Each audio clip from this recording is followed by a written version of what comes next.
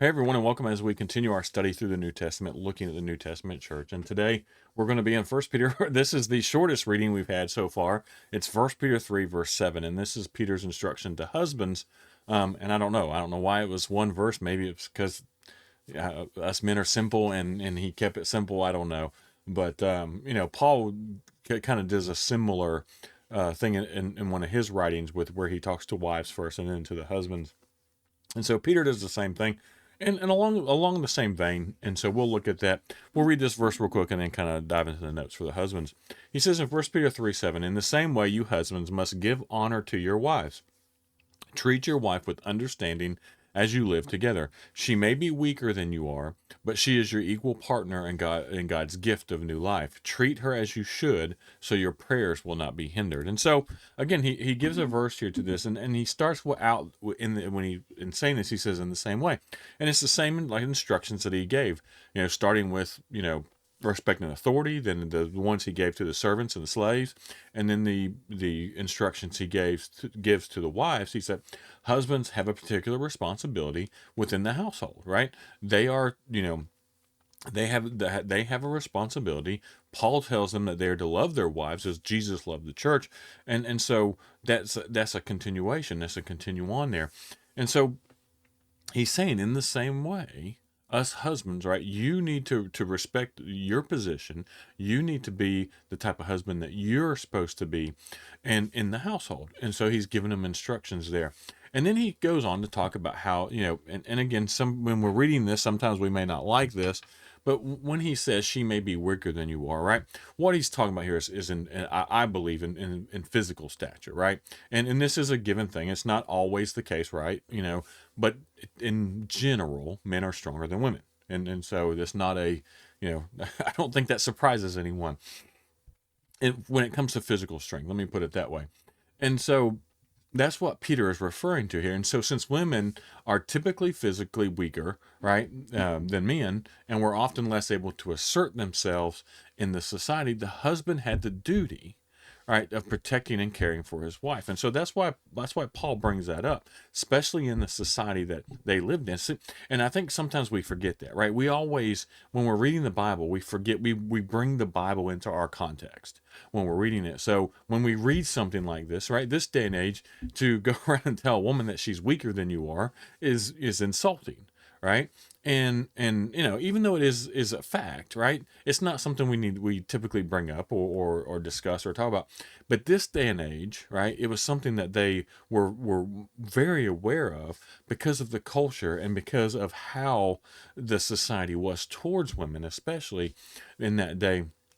Right, Christianity was changing that. They were looking at that different. But the idea of one of the big reasons, one of the main reasons for a woman to have a husband, or sometimes it was until the wife or the woman was married, it was her father's duty, was for protection. Because if she didn't have someone there to protect her, then she could be taken advantage of. And so that was the idea here, right? Is not it's his duty to lead, in a godly manner, but also to protect his wife, to be the guardian and take care of his wife. And so that's why Peter is bringing it up. He's not bringing it up as an insult or as just a random reminder. He's saying, hey, look, in this society, they're weaker. And they're in danger, and it's our jobs as husbands to take care of them. And so that's what Peter is referring to here. Because then he switches this up, right? He brings this up, but then he says, and I'll actually go back to this verse since it's only one verse. But she is what? Your equal partner in God's gift of new life. And so the husband's headship is balanced and informed by the equal status that men and women have before God. Right, the way God designed the family and marriage is, the man is to especially be the spiritual leader of the household, but it doesn't make him any better, right? It doesn't make him. It's there. He's there to protect her, to take care of her, to do, to make sure everything that she needs is there, right? That she has everything that she needs, that she is taken care of. That is the responsibility of the man in the marriage. And he's to help guide and lead her in a spiritual way. Doesn't mean he's smarter than her. Doesn't mean, in a lot of senses, and I've seen this many times, right? The woman is sometimes more spiritually inclined than the man is, and so he needs her help in that. But the idea is overall, the male and the man is to be help lead and help take care of those in his family, especially his wife. And so so Peter brings this up. He mentions the weakness, but he reminds the husbands, she's your equal partner, right? In this marriage and in God's gift of new life. And that's the wonderful thing is in Christ we're all equal, right? No one's better than anyone else. And so that's a reminder of Paul. So he kind of reminds two different things there. So yeah, your job is to take care of her, but remember, right, you're not any better than her, you're not above her. You guys are equals in Christ, and so you need to be your partners, and you need to remember that. And so that's and that's why he says treat her as you should. How are we to treat her? What did Paul say? We are to love our wives like Christ loved the church. Well, what did Christ do for the church? Christ died for the church. So what he's saying there, and the way he's addressing this is, look, you take care of your wife like Christ took care of the church. You treat her as you should, because if you don't, then he finishes this out. Your prayers will that way. So your prayers treat her as you should, so your prayers won't be hindered. He's saying, look, if you're not treating your wife the way you should, then your prayers aren't going to go on, or might go unanswered. Your prayers are going to be hindered before God. Basically, if you're not treating your wife correctly, then your Christian walks off, right?